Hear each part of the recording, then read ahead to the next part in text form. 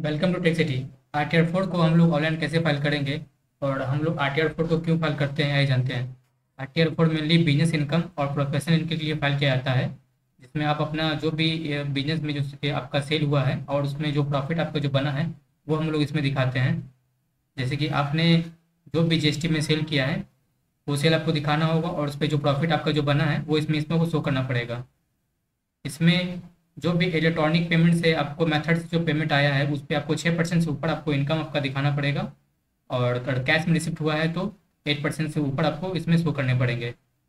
अगर आपका professional income है, जैसे डॉक्टर, एडवोकेट, इंजीनियर, या फिर आप कोई प्रोफेशनल सर्विस किसी को प्रोवाइड करते हैं, तो इसमें 50% से ऊपर का आपको इनकम यहाँ पे आपको दिखाना पड़ेगा। जैसे आपका 1 लाख का इनकम होता है तो आपको 50%, 50,000 से ऊपर का आपको इनकम इसमें दिखाना पड़ेगा। इसमें कौन इनकम इसमें हम लोग नहीं दिखा सकते हैं। ऑनलाइन गेमिंग से जो भी इनकम होगा इसमें हम लोग नहीं दिखाएंगे। शेयर इनकम से लॉस होगा वो नहीं दिखा सकते हैं। कमीशन इनकम इसमें नहीं दिखा सकते हैं। इस सब के लिए हम लोग RTR 2 का प्रयोग करेंगे।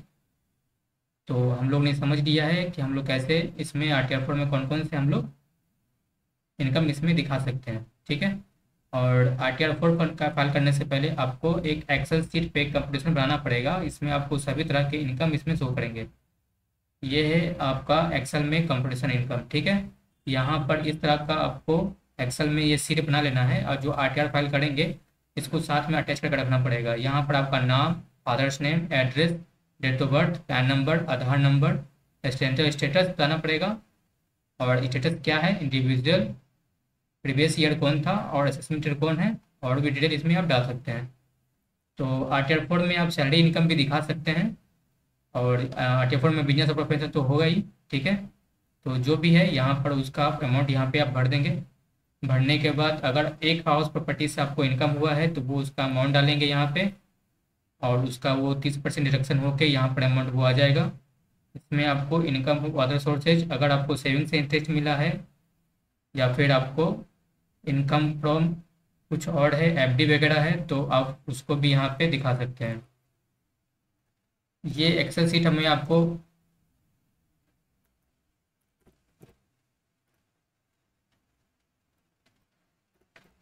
ये एक्सेल सीट में आपको डिस्क्रिप्शन बॉक्स में डाल दूंगा, उसको आप डाउनलोड कर लीजिएगा, ठीक है। तो यहाँ पे जो भी कॉलम है उसको आप अच्छे से मिला के इस सबको फिल कर दीजिएगा। अगर इस तरह का आप बनाना खुद से चाहते हैं, प्रैक्टिस करना चाहते हैं, तो डाउनलोड करके इस पर आप प्रैक्टिस भी कर सकते हैं। ये सभी, इसमें सभी फार्मूला ऑटोमेटिक डाला हुआ है। अब सब अमाउंट डालेंगे, इसमें सब कुछ आपको आ जाएगा, ठीक है।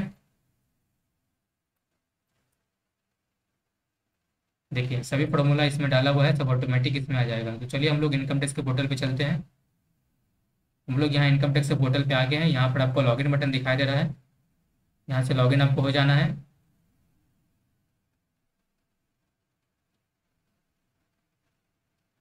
लॉगिन होने के बाद यहाँ पर आपका पैन नंबर से और उसके बाद फिर पासवर्ड डाल के कंटिन्यू करके आप सीधे लॉगिन हो जाना है आपको।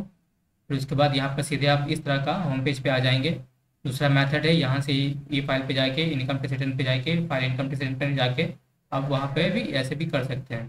तो ये डायरेक्टली हम लोग को यहाँ पे ले आया है, तो हम लोग इस पर असेसमेंट ईयर चूज करेंगे 25-26, और फिर यहाँ पर हम लोग ऑनलाइन मोड चूज करेंगे, कंटिन्यू बटन पे जाएंगे, स्टार्ट न्यू फाइलिंग पे क्लिक करेंगे। ये आपका ऑटोमेटिक इंडिविजुअल सिलेक्ट रहेगा। फिर हम लोग यहाँ कंटिन्यू करेंगे। फिर हम लोग RTR 4 को चूज करेंगे। चूज करने के बाद ओके करेंगे, लेट गेट स्टार्टेड करेंगे। फिर हम लोग यहाँ पे टैक्सेबल इनकम डालेंगे, यहाँ पे टिक आउट करेंगे, फिर कंटिन्यू करेंगे, फिर ओके करेंगे। ये आपका पार्ट ए में जनरल इन्फॉर्मेशन है, इस पर आपको फिल करना पड़ेगा, और यहाँ पर जब भी जितने भी है स्टेप बाय स्टेप करके सबको यहाँ पे आना होगा, ठीक है। तो सबसे पहले पार्ट ए जनरल इन्फॉर्मेशन में हम लोग जाते हैं। हम लोग यहाँ पार्ट ए जनरल इन्फॉर्मेशन में आ गए हैं। यहाँ से आपको नेचर ऑफ पेमेंट यहाँ पर चूज करना पड़ेगा। अब यहाँ पर आपको अदर चूज कर लेना है। अगर किसी अपना खुद का बिजनेस में है तो इसमें अदर चूज कर लीजिएगा इसमें। फिर यहाँ पे आपको नीचे आना है। नीचे आने के बाद यहाँ आपको नोड रहना चाहिए। अगर आपने पिछले साल न्यू रिज्यूम के हिसाब से फाइल किया है तो ये नोड रहेगा। फिर यहाँ भी आपको नोड रखना है, ठीक है। ये हम लोग न्यू रिज्यूम में फाइल कर रहे हैं, अब पीछे वाला भी हम लोग न्यू रिज्यूम में फाइल किए थे, ठीक है। फिर हम लोग नीचे आएंगे, यहाँ पे नोड रहेगा, बैंक डिटेल में जाएंगे। ये आपका यहाँ पे चेक करना होगा, वैलिडेटेड होना चाहिए। अगर नहीं है तो पहले बैंक को विजिट कर लीजिए। अगर कोई रिफंड वगैरह बनेगा तो उसमें आपको आने में परेशानी नहीं होगी। यहाँ से आपको व्यू कर सकते हैं, एडिट कर सकते हैं, डिलीट कर सकते हैं, सभी ऑप्शन यहाँ पे खुल जाएंगे ऑटोमेटिक बैंक अकाउंट में। बैंक अकाउंट में आपका permission, phone number, email ID है वो उसमें होना चाहिए, ठीक है, तभी ये वैलिडेट होगा। हम लोग आगे बढ़ते हैं, इसको कंफर्म कर देते हैं। कंफर्म करने के बाद फिर टोटल ग्रॉस टोटल इनकम में जाएंगे। यहाँ पर आपको यहाँ शो हो रहा है income from business and profession, यहाँ पर आपको एडिट करना है। एडिट करने के बाद यहाँ पर आपको प्रेजेंटिव income from business under section 44 AD में आपको आना है। बिजनेस इनकम आपको दिखाना है तो यहाँ पर आपको 44 AD में आपको शो करना पड़ेगा। यहाँ पर आप स्टोरीटेल में जाइएगा। स्टोरीटेल में जाने के बाद यहाँ पर आपको नाम दिखाई देगा, आपका फर्म का नाम यहाँ पे डालना है। उसके बाद यहाँ पर आपको मैं दिखा देता हूँ एक बार, इसको डिलीट करते हैं, एडिट करते हैं।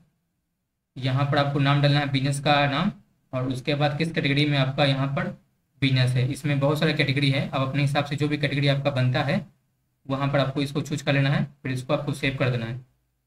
सेव करने के बाद फिर आपको यहाँ पे क्लिक करना है स्टोरीटेल में, फिर नीचे आना है। यहाँ आने के बाद अगर आपको ऑनलाइन माध्यम से, चेक से या फिर NEFT RTGS के माध्यम से जो भी पैसा रिसीव हुआ है पूरा उसका पूरा अमाउंट यहाँ पर आपको शो करना पड़ेगा। पूरे साल में जितना भी हम ऑनलाइन माध्यम से, चेक से या फिर NEFT RTGS जो भी माध्यम से पैसा आया है तो यहाँ पर आपको उसका अमाउंट यहाँ पर दिखाना होगा। और उसके बाद जो भी आपने पूरे साल में जो भी कैश में जो पैसा रिसीव किए हैं उसका पूरा अमाउंट यहाँ पे आपको दिखाने होंगे, ठीक है। अगर आपने GST नंबर लिया हुआ है और GST में जो भी आपका सेल होगा तो वो सेल आपको यहाँ पे दिखाने होंगे। अलग अलग भी दिखा सकते हैं और इकट्ठे भी दिखा सकते हैं। अगर मान लीजिए आपका 20 लाख का सेल है, अगर 10 लाख रुपये आपका इलेक्ट्रॉनिक माध्यम से आया है तो यहाँ पे आपको 10 लाख दिखाना होगा। अगर कैश में 10 लाख आया है तो 10 लाख यहाँ पर दिखाना होगा। दोनों मिला के आपका 20 लाख का सेल हो जाएगा, ठीक है। तो उस हिसाब से आपको डिवाइड कर लेना है। डिवाइड करने के बाद अमाउंट यहाँ पे आपको डाल देना है और उसके बाद यहाँ पर आपको उसका प्रॉफिट दिखाना पड़ेगा, ठीक है। हमारा GST नंबर लिया हुआ है तो उसका हमने पूरे पैसा जो कैश में रिसीव किया है तो हम उसका अमाउंट यहाँ पे दिखा देते हैं, 15,68,840 अगर मान लीजिए कि 10 लाख रुपया मेरा कैश में है और 5,68,840 इलेक्ट्रॉनिक माध्यम से है तो यहाँ पर हमको दोनों को अलग अलग दिखाने होंगे और फिर दोनों से जो इनकम अलग है तो उसको दिखाने होंगे, ठीक है। तो हमारा जो पैसा जो आया है सब कैश में पैसा आया है और उसका हम लोग 8% से ऊपर का प्रॉफिट दिखाना पड़ेगा। तो जो हमारा प्रॉफिट 3,46,720 आया था तो यहाँ पे हम लोग दिखा देंगे।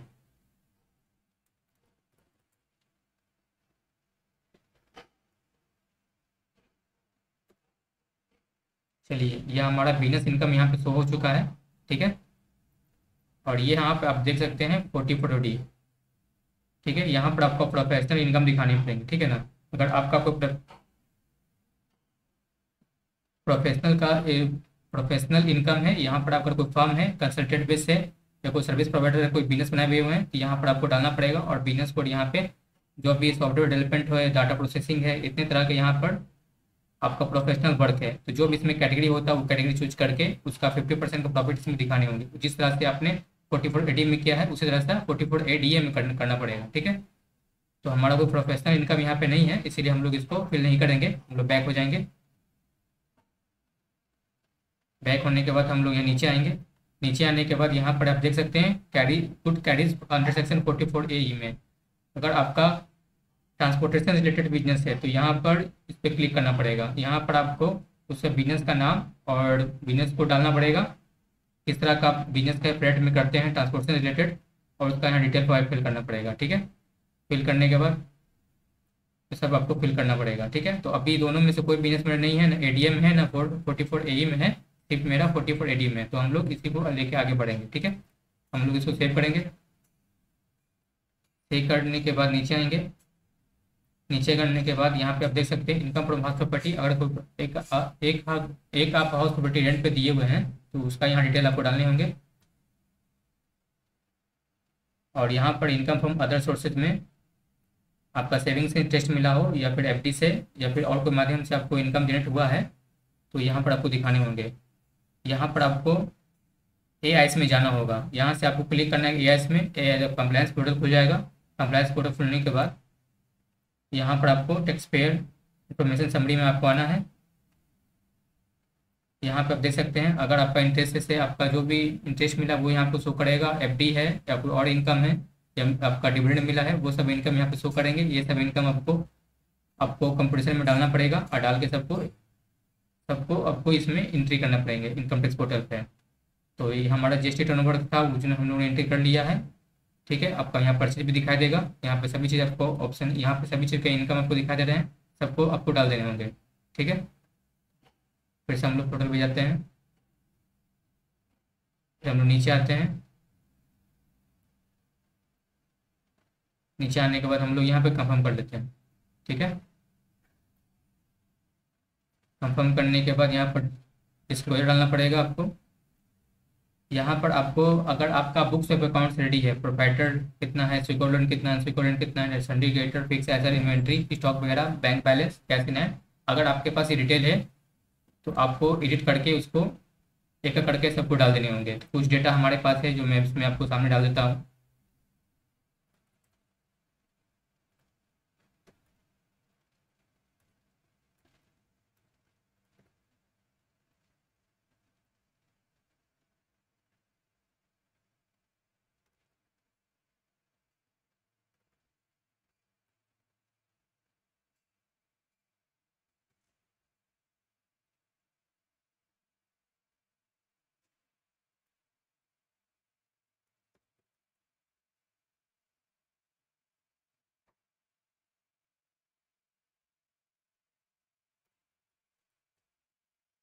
ये आपको डालना मैंडेटरी नहीं है, आप जीरो जीरो करके भी इसको सेव करके भी बाहर आ सकते हैं। ठीक है,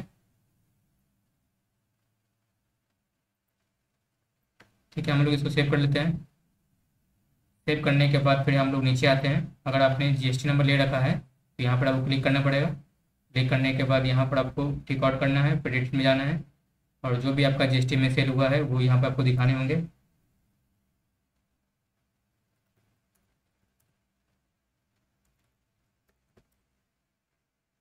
फिर आपको सेव कर देना होगा।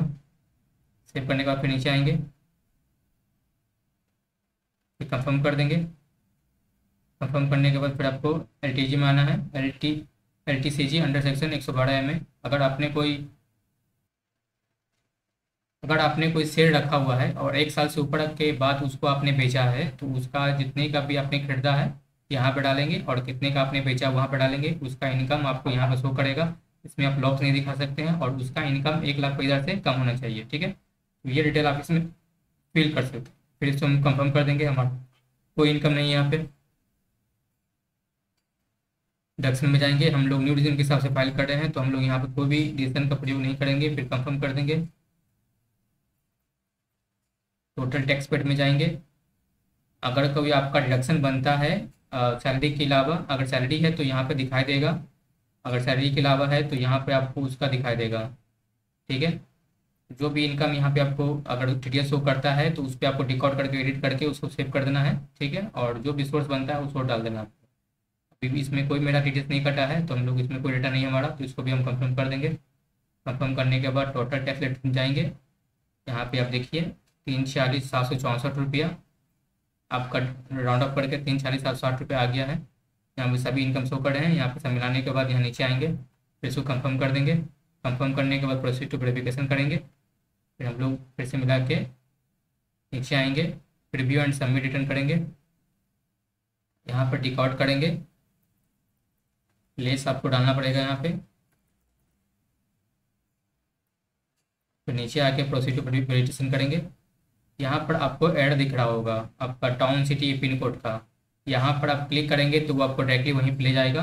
आप पर्सनल इन्फॉर्मेशन में जाके जो भी एड्रेस में जो पिन कोड होता है, नाम होता है, डिस्ट्रिक्ट होता है, उसको आप मैनुअली उसको फिर से फिल करेंगे। फिर इसको सेव करेंगे। अगर ओटीपी भी आता है तो ओटीपी आपको उसमें वेरीफाई करना पड़ेगा। इस सब ऐड को आपको ठीक करके फिर से आपको बैक होके शुरू करना पड़ेगा। ठीक है, तो हम लोग इस ऐड को पहले रेक्टिफाई कर लेते हैं, उसके बाद फिर से हम लोग आपके पास आते हैं।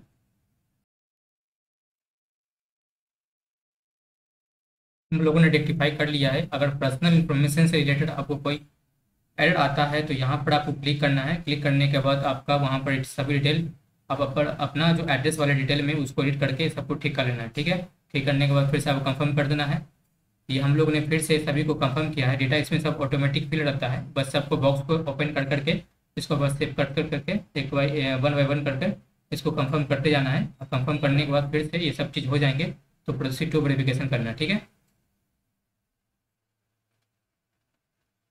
फिर प्रीव्यू एंड सबमिट रन करना है, टिक आउट करना है, फिर प्रोसीड टू वैलिडेशन करना है। देखिए वैलिडेशन सक्सेसफुल हो चुका है। फिर प्रीव्यू करेंगे हम लोग, प्रोसीड टू वैलिडेशन करेंगे। अभी हमारा किसी तरह का कोई एरर नहीं आया है। अब हम लोग प्रोसीड टू वेरिफिकेशन करेंगे। अभी यहाँ पर ई वेरीफाई लेटर करेंगे। अभी हम ई वेरीफाई लेटर करके इसको वेरीफाई छोड़ देंगे। अब अभी आपका जो भी फाइलिंग करेंगे तो आप इसको रिकमेंड है ई वेरीफाई नाउ। आपके आधार नंबर पर OTP जाएगा। आधार नंबर OTP जाने के बाद वो OTP में डाल देंगे तो आपका RTR फाइल हो चुका होगा, ठीक है। या हम लोग अभी ई वेरीफाई करते हैं। इसमें 1 महीने का समय मिलता है, 1 महीने के अंदर इसको वेरीफाई करना होता है, ठीक है ना। तो हम लोग इसको कंटिन्यू करके RTR अपना सबमिट कर देते हैं। उसके बाद चाहेंगे तो यहाँ से ई वेरीफाई करके यहाँ से भी वेरीफाई कर सकते हैं, ठीक है। यहाँ पर फिर से ई वेरीफाई पे जाएंगे, OTP आएगा, OTP को डालेंगे तो आप हमारा ये RTR वेरीफाई हो चुका होगा। अगर आपको वीडियो अच्छा लगा है तो वीडियो को लाइक करें, सब्सक्राइब करें और शेयर करें। आपके हमारे सब हमें आपकी सपोर्ट की ज़रूरत है, तो प्लीज़ चैनल को सब्सक्राइब जरूर करें। बस thank you watching my video.